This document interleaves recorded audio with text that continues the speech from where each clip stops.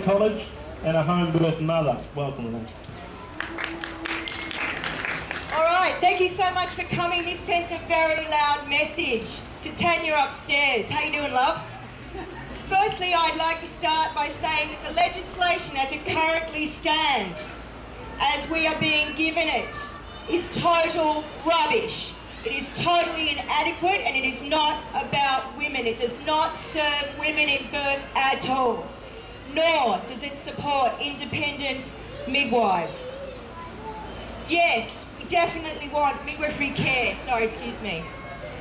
Yes, we definitely need midwifery care in hospitals, but not at the expense of midwives giving up their autonomy and having to work for and on behalf of obstetricians, because that is simply not home birth. That is not freedom of choice.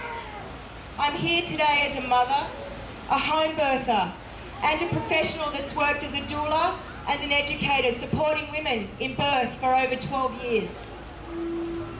I've had my babies, 2 fantastic home births, outstanding, empowering, beautiful, under the care of an incredible independent midwife. I'm fighting today for my daughter. I'm fighting for your daughter. I'm fighting for your friends, your families, your sisters. I'm shaking like a leaf, I'm so pissed off. I've seen women choose an epidural. I've stood by women who have chosen a caesarean. Why won't my daughter be able to choose a home birth with an independent midwife?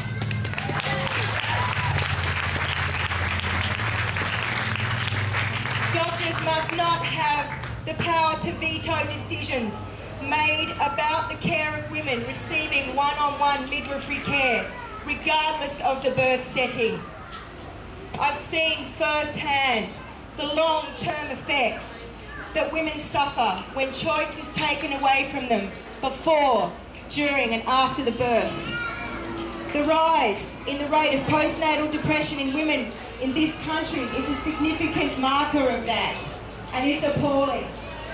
We are already doing far more damage than we know. Why must a healthy, low-risk pregnant woman be under the care of an obstetrician? I ask you, would you present at a brain surgeon's office, hand over thousands of dollars, see them very little, but undergo an enormous amount of unnecessary tests, and then possibly brain surgery for a simple headache? I think not, because that would be a little bit crazy and a little bit over the top, but that's happening to women in this country. I use that as a serious analogy.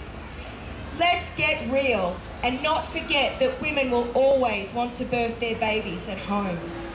This will become a safety issue.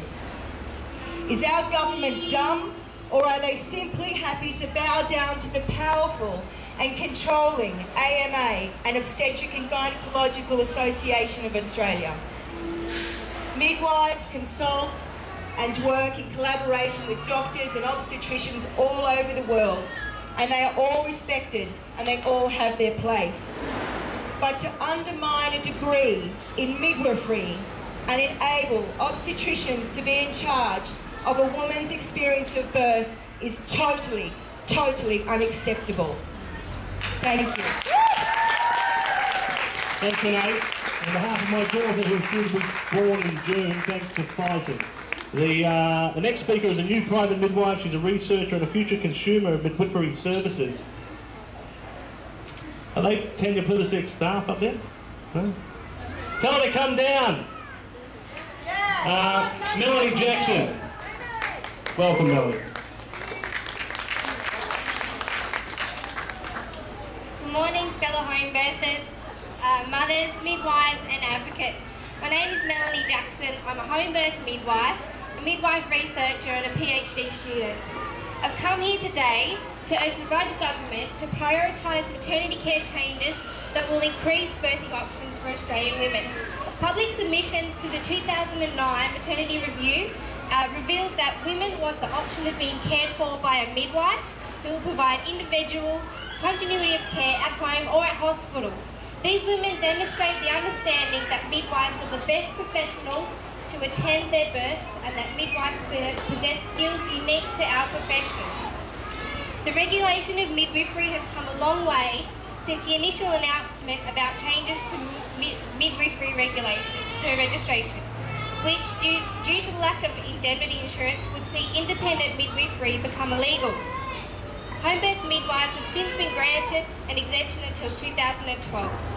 Nicola Roxon has legislated for changes that overall are helpful to the profession of midwifery and will see midwives gain rights to Medicare provider numbers, prescribing rights and an increasing role to provide continuity of care to mothers.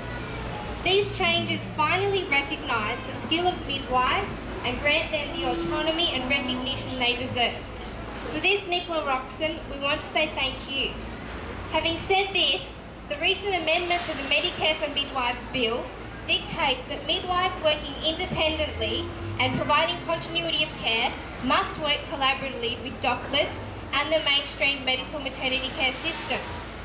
The government is yet to properly define what collaboration will mean for the autonomy of midwives, but it is becoming increasingly obvious that under pressure from the AMA, collaborative agreements will see doctors given the power to govern the practices of midwives.